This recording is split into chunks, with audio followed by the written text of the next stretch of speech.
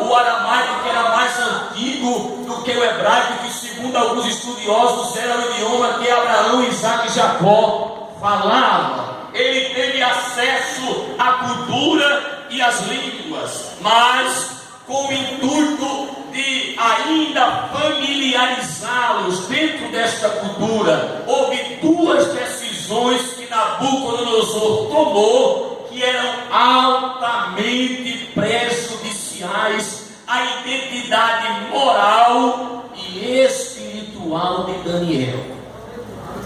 A decisão de mudar os nomes, capítulo 1, versículo 7.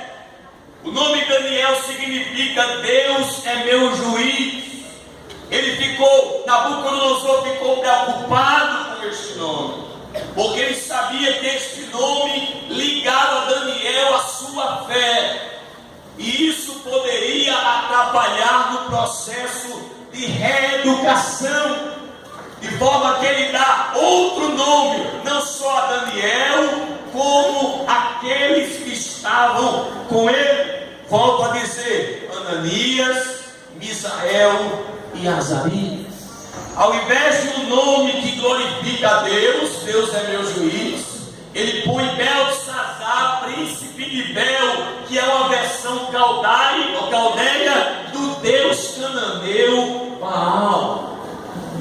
Perceba que isso foi uma estratégia diabólica, mas apesar dele mudar o nome de Daniel, você vai encontrar do capítulo 1 até o capítulo 12, sempre a Bíblia chamando Daniel de Daniel e não de Beltesazar.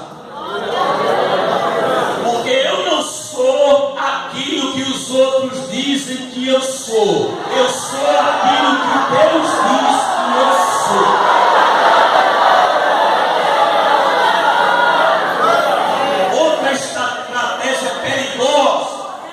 Foram as comidas. Capítulo 1, versículo 5 nos diz que Nabucodonosor determinou. Eu acho interessante essa expressão.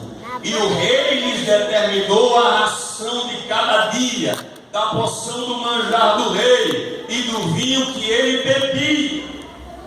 A gente pode destacar algumas verdades aí deste versículo 5.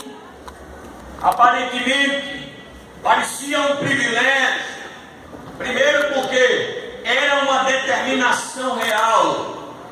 Interessante que Nabucodonosor não pediu por favor para aqueles jovens comerem. Se quiserem comer o que eu como, bem. Se não quiserem, está tudo bem. Nada disso. Era uma determinação e o rei lhes determinou. E era a determinação vinda de um chefe de Estado, tinha peso de lei. Logo não era facultativo, era algo obrigatório. Não estando em sua terra natal, como prisioneiro em outra terra, ele teria que se submeter e violar as leis. Era cometer um crime capital, passivo de punição. Quando a gente olha para esta realidade, a gente vê isso se cumprindo nos nossos dias. Satanás sabe que se oferecer o pecado a um cristão, ele no seu poder de decisão poderá dizer quero ou não quero. E qual é a proposta dele? O pastor Eurico conhece muito bem. É transformar a iniquidade em lei, para que nós sejamos forçados a obedecê-la, para que não fazendo cometamos crime capital. Daí porque a luta para a aprovação do aborto, daí porque a luta pela união civil homossexual, daí porque a luta pela criação de leis como o uso recreativo da maconha e tantas outras leis que vêm de encontro aos princípios estabelecidos pela palavra. Em segundo lugar, o cardápio não era de se jogar fora. O versículo 5 nos diz que era um manjar. E meus irmãos, manjar não é farofa, nem fubá, duas coisas não deixam o crente: Jesus e cuscuz. E é bom demais trabalhar ali, com tudo. Quando sobra da noite, come no almoço no outro dia. Vamos voltar aqui. Na dessa da escute. Era um manjar. Daniel poderia ter enchido os olhos. Eu nunca comi isso em Jerusalém. E agora está me sendo oferecido. Terceiro, o versículo 5 diz que além de ser um manjar, era daquilo que o rei comia. Era coisa ruim? O homem mais poderoso da época, Babilônia, o imperador babilônico Nabucodonosor, ele tirou da mesa dele para me dar. Que privilégio!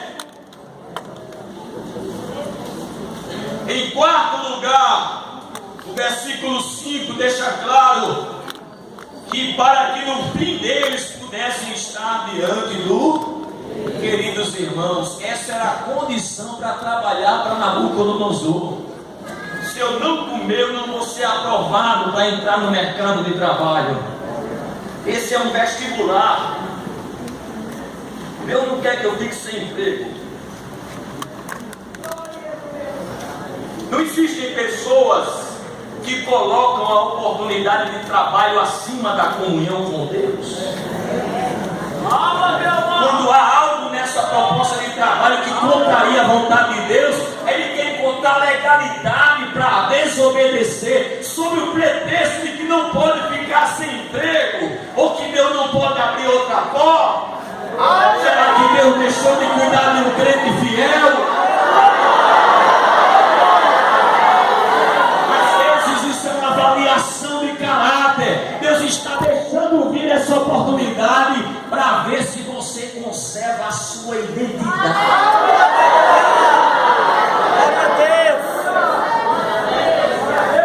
Então perceba que Daniel começa a passar por tentações.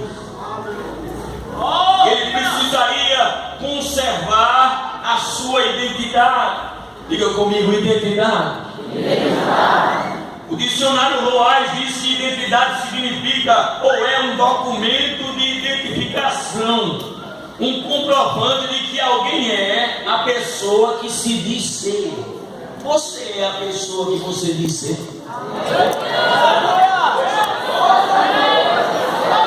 Porque às vezes a gente é muito eloquente nas palavras e gagueja na prática.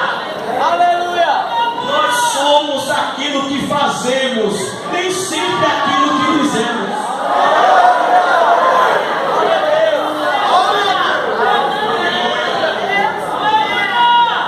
A postura de Daniel foi de integridade. Diga comigo, integridade. O versículo 8, o que é que diz? E Daniel assentou no seu coração fazer o quê? Não se contaminar com a porção do manjar do nem com o vinho que ele, portanto, pediu ao chefe dos eunucos que lhe concedesse não se contaminar. Gosto da expressão integridade. Ela significa a condição de quem não sofre alteração, que permanece o mesmo, independente do espaço. É alguém que não foi atingido, que está ileso, imune à corrupção.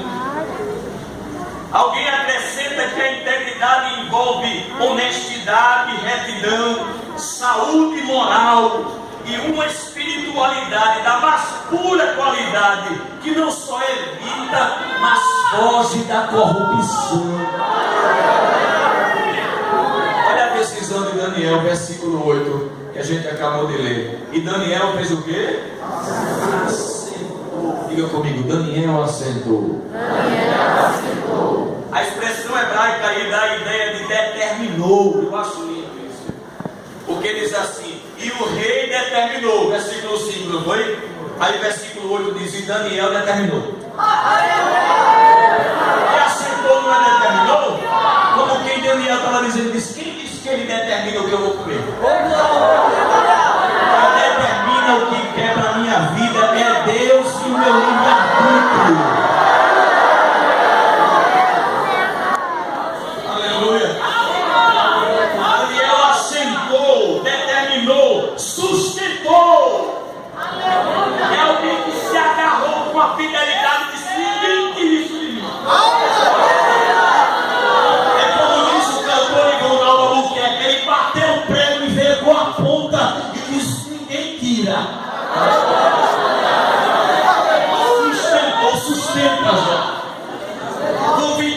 pressões no mundo, vão vir ofertas, mas você deve ser como Daniel, estar fixo no coração. Eu não vou ceder às pressões externas nem internas. A Bíblia nos mostra a fonte da decisão de Daniel. Onde foi que ele decidiu, irmãos? No coração. Não foi de boca. Onde foi que ele assentou? Fora no centro das emoções, do intelecto e da vontade, no eu interior. Você sabe que a comunicação de um homem com outro homem é via oral, mas a comunicação do homem com Deus é via coração.